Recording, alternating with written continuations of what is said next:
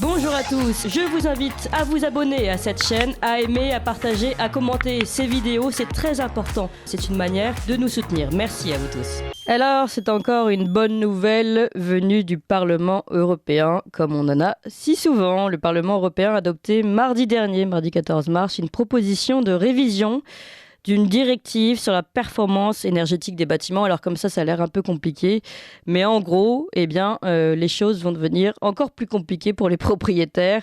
L'objectif de cette révision est de réduire considérablement les émissions de gaz à effet de serre et la consommation énergétique des bâtiments de l'Union européenne, donc de l'ensemble des pays et des habitants évidemment de l'Union européenne d'ici 2030, et de rendre les bâtiments neutres pour le climat d'ici 2050. En gros, on comprend à la lecture du texte, qui est plein de bons sentiments évidemment, que les bâtiments résidentiels ne devront plus dépasser la classe énergétique E. Vous savez, c'est ce classement-là de A à G, je crois, E d'ici 2030 et D d'ici 2033. Après cela, évidemment, donc tous les propriétaires de ces bâtiments classés E, F ou G n'auront qu'à assumer les travaux en rénovation avant une potentielle et possible location ou revente. Ils ne pourront plus revendre tant que les travaux en rénovation n'auront pas été réalisés. Les propriétaires immobiliers avaient déjà la vie dure. En France, je vous le rappelle, la taxe foncière, on en avait parlé d'ailleurs avec Christophe Demerson, a augmenté de manière record en 2022, une augmentation de 4,7% dans les 200 plus grandes villes de France. Mais à chaque fois, c'est évidemment un nouveau coup d'épée dans le dos contre ces propriétaires. Alors, comment ? Je vais vous donner quelques informations concernant cette directive. Elle demande à ce que les bâtiments, alors les nouveaux bâtiments, doivent être à émissions nulles à partir de 2028. Émissions de gaz à effet de serre, évidemment, à partir de 2028. L'échéance est fixée à 2026 pour les nouveaux bâtiments occupés. Et alors, pour les bâtiments résidentiels, on arrive au fait qu'à partir de 2030 jusqu'à 2033, on doit donc arriver à cette classe de performance énergétique de lettre D. Voilà, donc, comme je vous le disais, les autres, la classe G par exemple, qui correspond quand même à 15% de bâtiments les moins performants du parc national d'un État, eux vont devoir réaliser des travaux de leur propre poche. Alors pour parler de tout cela, nous sommes avec Christophe Demerson. Bonjour Christophe Demerson. Bonjour Clémence. Et merci beaucoup d'être avec nous aujourd'hui. Vous êtes président, je le rappelle, de l'UNPI, l'Union nationale des propriétaires immobiliers. On avait déjà parlé des difficultés des propriétaires en ce moment. En voilà une nouvelle qui s'y ajoute et qui est franchement une très mauvaise nouvelle, j'imagine, pour les propriétaires immobiliers, même si tout le monde a peut-être cette envie, ce souhait de défendre le climat ou de défendre l'environnement. Mais là n'est pas la question. Aujourd'hui, expliquez-nous en quoi cette nouvelle politique de rénovation énergétique de l'Union européenne est problématique. Comment transformer une bonne idée en catastrophe industrielle ? Voilà comment on pourrait résumer les choses, Clémence.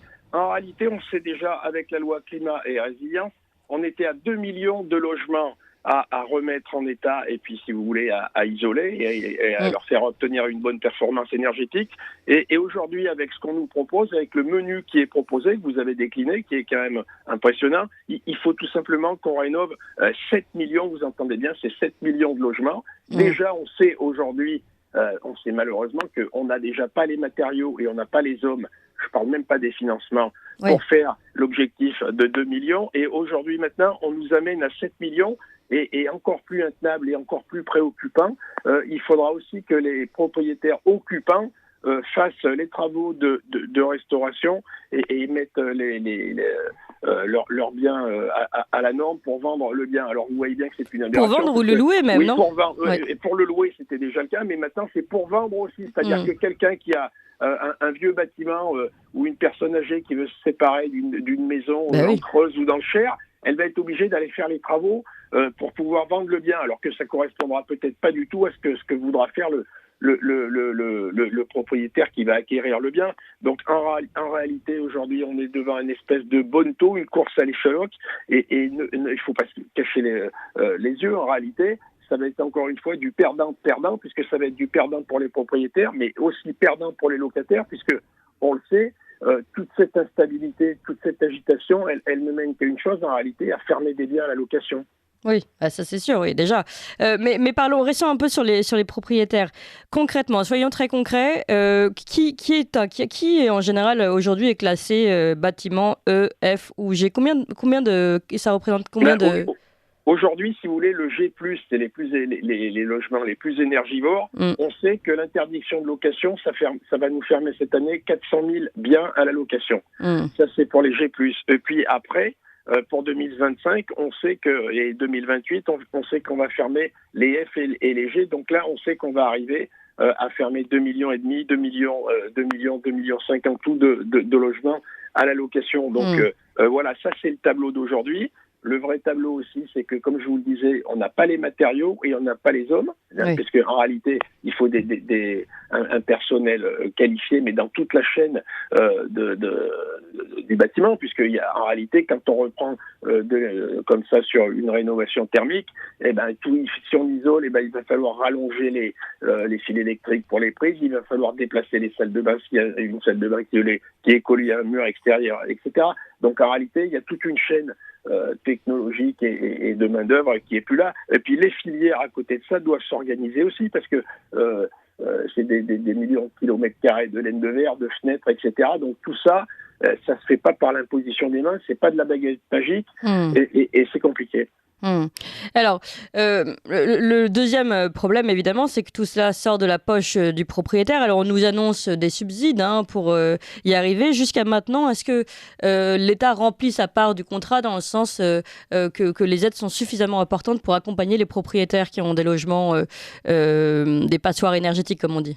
En réalité, ce qu'on sait aujourd'hui, c'est que c'est un véritable maquis et que pour être éligible, en réalité, il y a très peu de gens qui sont éligibles et puis il y a beaucoup de gens qui perdent du temps à essayer pendant des mois. Nous, on le voit à l'UNPI, puisque les propriétaires qui sont perdus viennent nous voir après de multiples essais. Et on sait que c'est compliqué, que c'est un véritable maquis, mais indépendamment de ça, on sait que par rapport à l'enjeu et les objectifs qu'on nous présente, on sait que j'allais dire le compte n'y est pas, c'est encore pire que ça, c'est que là, en réalité, c'est de la poudre aux yeux, tout ça, c'est des effets d'annonce. Et puis ce qu'on sait aussi surtout, c'est que tout ça, là, c'est que tout le monde doit tout faire en même temps. Donc ça, c'est un calendrier, en réalité, si on peut dire en une phrase, c'est un calendrier qui est hyper inflationniste, puisque tout le monde est en panique, tout le monde veut faire les travaux en même temps, il n'y a pas assez d'artisans et il n'y a pas assez de matériaux. Donc ça, c'est de l'inflation. Donc j'allais dire l'inflation sur tout ça, on sait que ça coûte, c'est même pas les aides. Ouais, évidemment. Ouais, donc, en plus, on peut citer le cas de l'Allemagne, qui est cité dans un article du Point, qui, elle, avait lancé ses plans il y a un peu, avant même cette politique européenne d'isolation thermique des bâtiments. Elle avait engagé un plan de 340 milliards d'euros depuis 2010. Résultat des comptes, nous raconte le Point. Les dépenses énergétiques sont restées égales. Et les loyers, eux, ont augmenté. C'est donc la GDW, une fédération allemande de sociétés immobilières, qui couvre quand même 6 millions de logements, qui a publié son rapport et qui souligne un effet dit effet rebond. C'est-à-dire qu'une fois que les habitats sont rénovés, en fait, les occupants se lâchent sur l'énergie autrement et ne sont pas du tout incités à la sobriété. Donc finalement, ça ne permet même pas d'arriver à cette économie d'énergie qu'on nous annonce. Alors pour l'économie d'énergie, j'écoute bien l'argument. Après, pour les loyers, on n'est pas dans le même cas, puisque nous, je rappelle quand même que les loyers, ils sont bloqués à 3,5%. Et puis je rappelle aussi à côté de ça que tout le reste augmente chez nous, puisque même les impôts fonciers, ne serait-ce que l'État, même si votre maire, il n'augmente pas ses impôts fonciers, et vous serez quand même à plus 7,5, c'est-à-dire 2 fois ce qu'on propose sur les loyers. Donc en réalité, on voit bien, nous, qu'on est dans une impasse, on voit bien que les propriétaires n'ont pas de solution, j'allais dire, pour s'en sortir.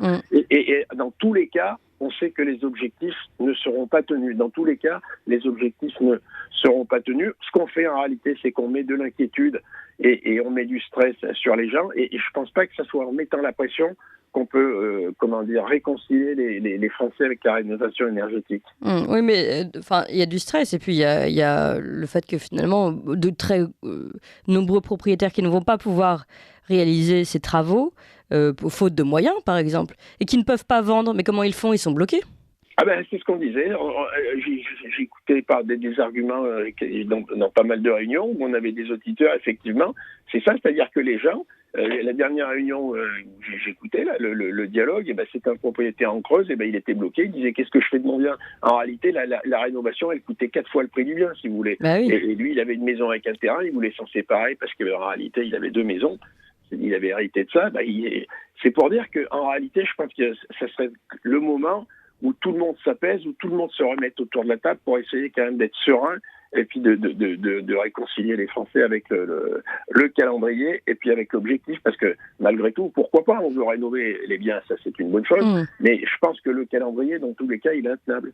Oui, et puis les conditions sont intenables également. Donc là, vous m'avez l'air encore assez confiant. J'ai l'impression que vous pensez que les choses peuvent encore évoluer. Je ne peux même pas vous dire que je suis résigné. Je pense que les choses, de toute façon, les choses, elles devront évoluer. Puisqu'on sait bien, je veux dire, le législateur, tous les acteurs de l'immobilier, vous ne trouverez pas un acteur qui va vous dire que l'objectif sera atteint. Ce que je me dis, c'est qu'il y a un moment où les décideurs seront quand même obligés de prendre en compte le principe de réalité. Ils verront qu'on n'y est pas. Ils verront que, je veux dire, ça ne se fait pas par un coup de baguette magique. Ils verront que les artisans, ce n'est pas des magiciens. Les propriétaires non plus. Et je vous ai dit, on n'a même pas parlé de l'aspect financier. Là, en réalité, on parle surtout déjà des conditions techniques pour arriver à faire quelque chose que tout le monde souhaite. Mais le problème, c'est que pour faire ça, il faut qu'il y ait des filières qui s'organisent en amont, il faut qu'il y ait des investisseurs qui soient rassurés. Oui. Et en réalité, c'est toute une chaîne qui est dans l'inquiétude et dans l'attente. Oui, mais là, vous dites les législateurs vont forcément ouvrir les yeux, mais avec quelles pertes et fracas avant ? Combien de propriétaires vont se retrouver ? Déjà, j'allais dire malheureusement, Clémence, on y est déjà, puisque je ne sais pas si vous essayez ou si vous avez des gens que vous connaissez qui essayent de se loger dans les grandes villes. On sait déjà aujourd'hui que les investisseurs, les bailleurs, ils baissent les bras et ils mettent plus les appartements à la location. Ils attendent de voir ce qui va se passer. Alors la réponse, c'est on va taxer. Oui, d'accord. Et ça mettra pas des biens à la location. Ça fera rentrer des sous dans les caisses peut-être, mais ça finira un petit peu plus de décourager l'investisseur. Eh bien écoutez, c'est quand même très inquiétant tout ça, Christophe Demerson, et il faut vraiment que tout le monde ouvre les yeux sur cette situation des propriétaires. Vous le rappeliez d'ailleurs la dernière fois, Christophe Demerson, une dernière chose, rappelez que le statut de propriétaire n'est absolument pas le statut du nanti qu'on pourrait imaginer. Vous avez donné cet exemple de la Creuse, vous en avez sûrement d'autres. Le propriétaire immobilier en France est tous un nanti gâté par la vie. Alors, c'est vrai qu'on sait il y a beaucoup, surtout dans les propriétaires bailleurs, on sait qu'il y a eu une grosse part des propriétaires bailleurs qui sont des tout petits propriétaires investisseurs qui ont récupéré le bien par un héritage, qu'ils ont récupéré un appartement ou une maison. Mais le problème, c'est qu'aujourd'hui, ces gens, ils sont dans l'attente, ils sont dans l'expectative, ils consultent. On voit par exemple aussi un phénomène qu'on ne voyait pas avant, c'est l'arrivée du viager. Puisque les gens, déjà, ils sont pressés. Donc, vous avez vu l'explosion des impôts fonciers. Vous avez vu l'explosion des taxes d'habitation sur les résidences secondaires. Vous avez observé tout ça. Donc, en réalité, ce qui se passe aujourd'hui, c'est qu'on a des gens qui sont dans l'expectative, dans l'attente. Et ça n'est pas des biens à la location. Ça ne fait pas restaurer plus vite. Et ça fait qu'un climat d'angoisse et d'inflation sur les prix. Et bloquer le marché au passage. Merci encore, Christophe Demerson, pour cet éclairage. Et on continue de suivre le sort des propriétaires immobiliers avec vous. Je rappelle que vous êtes le président de l'UNPI, l'Union nationale des propriétaires immobiliers. À bientôt, Christophe Demerson.